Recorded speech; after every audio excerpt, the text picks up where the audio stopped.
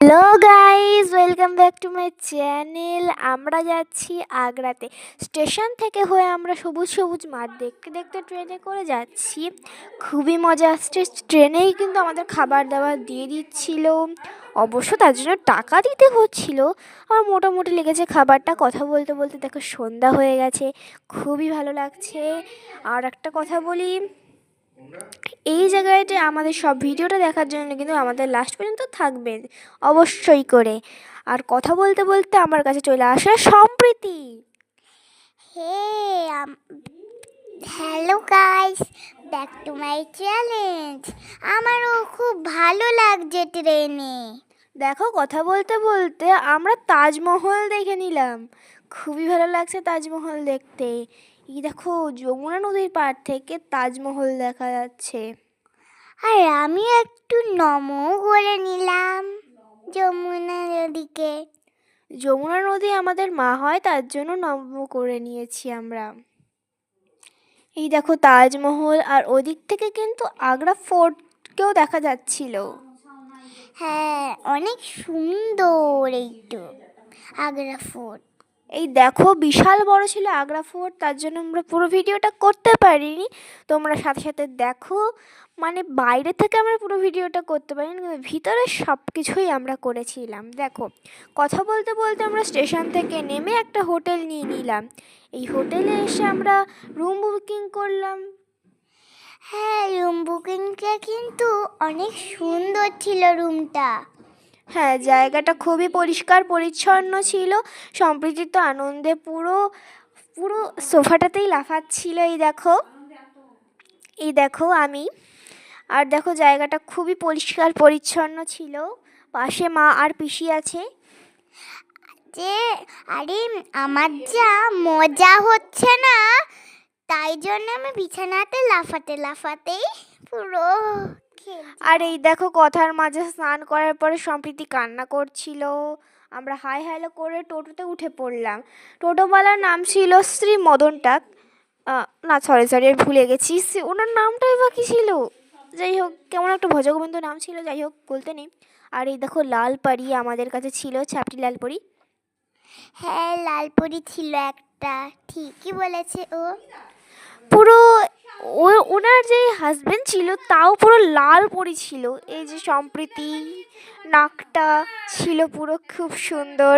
এই দেখো নাকের ফুটটা সম্প্রীতি খুবই সুন্দর। যাই হোক, একটু মজা তো হয়। এই দেখো আগ্রা ফোর্ট এতটা বড়, শাহজাহানের বাড়ি। শ্রী মমতাজের জন্য উনি তাজমহল তৈরি করেছিলেন, এটা আমরা সবাই জানি। আর এত বড়, আমাদের তো পাটাই পুরো ব্যথা হয়ে গেছিল, এত আমরা হেঁটে হেঁটে দেখেছি, অনেক বড় তো। আর এখানে কিন্তু তোমরা আসলে পরে আফ্রিকান, রাশিয়ান, আমেরিকান সবাইকেই পেয়ে যাবে। ওদের গরমে পুরো লাল, পুরো কান পুরো লাল হয়ে গেছিল। এই দেখো কামান, যেটাতে করে গুলি দিয়ে, মানে গোল গোল, যেটা আমি জানি না ওটাকে কি বলে, সরি। তো ওইটাতে যুদ্ধ করা হতো, যেটা আপাতত এখানেই রাখা আছে। হ্যাঁ, আগেও আমি জানতাম না, কিন্তু এখানে না কাঠবিড়ালি আছে অনেক, দুটো আছে শুধু। খালি আমাদের পায়ে পায়ে খালি ঘুরে বেড়াচ্ছিল, খুবই সুন্দর লাগছিল দেখতে।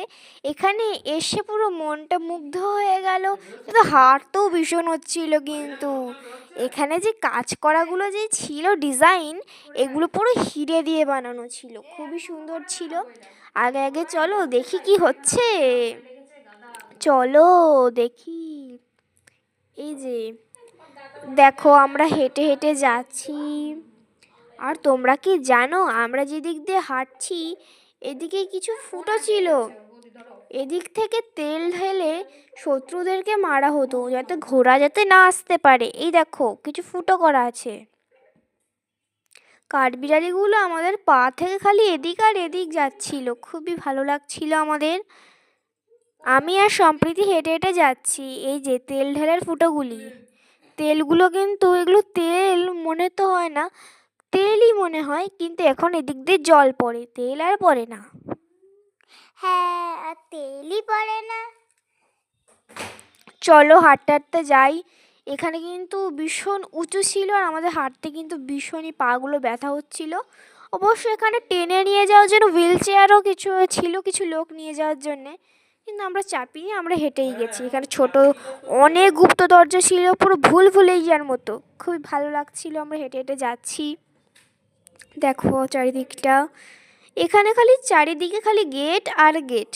আমরা ভেবেছি প্রথম দিকটা এইটা মনে হয় এখান থেকে এইটুকু, কিন্তু আমরা যখন একের পর একটা গেটে ঢুকছি তখন দেখছি পুরো ভুলভুলাইয়া। আমরা যেদিকে যাচ্ছি ওদিক দিয়ে হারিয়ে যাচ্ছি।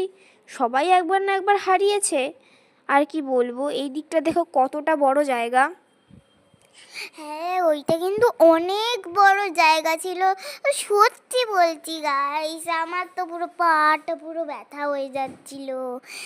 যা বলবো, তোমরাও যদি যাবে তাহলে না, যদি তোমরা হাঁটবে, হাঁটতে হাঁটতে দেখবে এত মানে দূর দূর কেন তোমাদের পায়ে বুড়ো আঙুলটা ব্যথা করবে।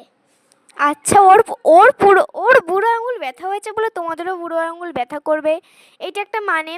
আর এখান থেকে কিন্তু স্কুল থেকে কিন্তু স্টুডেন্টদেরকে নিয়ে গিয়েছিল। আমরাও স্টুডেন্ট, কিন্তু আমরা আমাদের বাবা মার সাথে গেছিলাম।